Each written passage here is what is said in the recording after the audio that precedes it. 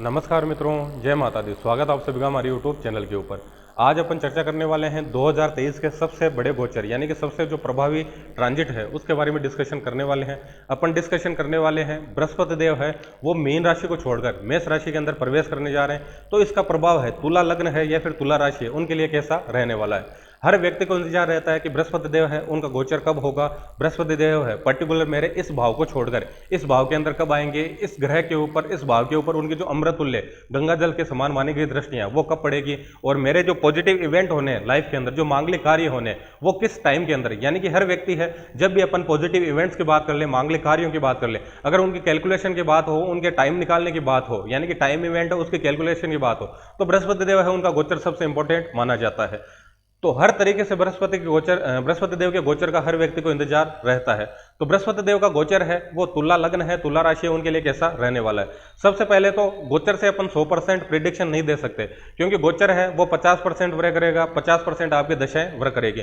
दशा भी पॉजिटिव है, गोचर भी पॉजिटिव है और दोनों एक ही भाव की एक्टिवेशन कर रहे हैं, तो 100% वो इवेंट आपकी लाइफ के अंदर होना है। दशा पॉजिटिव नहीं है या फिर अपन ये मान सकते हैं कि दोनों में से एक पॉजिटिव है एक नेगेटिव है, तो आपको अच्छे रिजल्ट नहीं मिल पाएंगे। दोनों पॉजिटिव है तो 100% अच्छे रिजल्ट मिलेंगे, दोनों नेगेटिव है तो आपको नेगेटिव रिजल्ट मिलेंगे, एक पॉजिटिव एक नेगेटिव है तो न्यूट्रल जैसी स्थिति रहेगी। तो दोनों को देख लें और उसके बाद में आप निर्णय लें कि आपको रिजल्ट कैसे मिलने हैं। कईयों के माइंड में ये रहता है कि सर हम गोचर है वो राशि वाला गोचर देखें या फिर लग्न वाला देखें। आपको दोनों गोचर देखने चाहिए। अगर आपको मनोस्थिति देखनी है कि अपना मन है अगले एक साल तक कैसे वर्क करेगा, तो उसके हिसाब से आपको राशि वाला गोचर देख लेना चाहिए। अगर आपको देखना है कि कौन कौन से इवेंट्स होने वाले हैं लाइफ के अंदर, तो आपको लग्न वाला गोचर है देख लेना चाहिए। अपन बात करते हैं सीधा तुला लग्न या फिर तुला राशि के बारे में।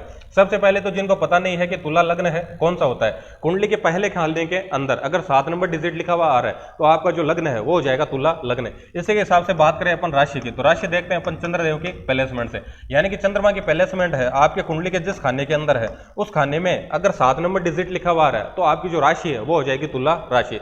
बृहस्पति देव है आपके मीन राशि को छोड़कर मेष राशि के अंदर प्रवेश करने जा रहे हैं और यहीं से पूरा प्रभाव रहेगा। 5 दृष्टि वो आएगी आपके 11वें घर के ऊपर, 7वीं दृष्टि वो आएगी आपके लग्न के ऊपर और जो 9वीं दृष्टि वो आएगी आपके 3रे घर के ऊपर। यानी कि सबसे पहले तो अपन देखें तो काम त्रिकोण है वो आपके पूरा का पूरा एक्टिवेट हो रखा है। यानी कि आप किसी भी तरह की क्रिएशन चाह रहे हैं, किसी भी तरह का कोई काम है, किसी भी तरह की प्लानिंग है, अगर उसका एग्जीक्यूशन चाह रहे हैं, आप फोकस करना चाह रहे हैं किसी काम के ऊपर, या फिर आप अपनी एनर्जी है किसी भी काम पर लगाना चाह रहे हैं, तो उसके लिए बृहस्पति देव है आपको पूरा सपोर्ट करना है अगले 1 साल तक। इसके अलावा और बात करें अपन, बृहस्पति देव है 7वें घर के अंदर ट्रांजिट कर रहे हैं, तो अगर विवाह को लेकर किसी भी तरह की प्लानिंग थी उसकी एग्जीक्यूशन नहीं हो पा रही थी, यानी कि विवाह करना चाह रहे थे लेकिन किसी न किसी व्यवधान से किसी न किसी कारण से चीजें आगे जा रही थी, चीजें हो नहीं पा रही थी, तो अगले 1 साल के अंदर आपका विवाह हो सकता है। यानी कि विवाह से रिलेटेड आपको पॉजिटिव न्यूज है मिल सकती है। इसके अलावा और बात करें 11वें घर पे प्रभाव आ रहा है। 11वां घर है जिसे अपन सबसे इंपॉर्टेंट घर मानते हैं, क्योंकि उनसे अपन देखते हैं कि अपनी इच्छाओं की पूर्ति कैसे होगी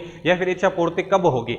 तो अगले 1 साल के अंदर आपकी जितने भी महत्वाकांक्षाएं हैं, आपकी जितनी भी इच्छाएं, आपकी जो भी डिजायर्स है वो सारी की सारी फुलफिल होने वाली है अगले 1 साल के अंदर। इसके अलावा और बात करें लग्न पे प्रभाव आ रहा है, तो आपका व्यक्तित्व है उसके अंदर बहुत अच्छा सुधार आने वाला है, उसके अंदर बहुत अच्छा निखार आने वाला है। 3रा घर इन्वॉल्व हो रहा है। 3रे घर का मतलब है किसी भी तरह का आप कमीशनिंग का काम कर सकते हैं, किसी भी तरह का नेटवर्किंग का काम है, मार्केटिंग का काम है, शॉर्ट ट्रेवलिंग का काम है, राइटिंग से जुड़ा काम है, डॉक्यूमेंटेशन से जुड़ा काम है, तो उन सभी के अंदर बहुत अच्छा करने वाले हैं, उन सभी के अंदर आपको सक्सेस मिलने वाली है। इसके अलावा और बात करें सोशली रहकर अगर आप किसी भी तरह का काम करना चाह रहे हैं, यानी कि सामाजिक जितने भी अपन ये मान सकते हैं कि जितने भी संगठन वगैरह है, जितने भी एनजीओ वगैरह है, उनसे जुड़कर अगर किसी भी तरह का आप काम कर रहे हैं तो उसके अंदर आपको बहुत अच्छी सक्सेस मिलने वाली है। नेटवर्किंग का काम है, मार्केटिंग का काम है, तो उसके अंदर बहुत अच्छी सक्सेस मिलने वाली है। डॉक्यूमेंटेशन का काम है तो बहुत अच्छी सक्सेस मिलने वाली है।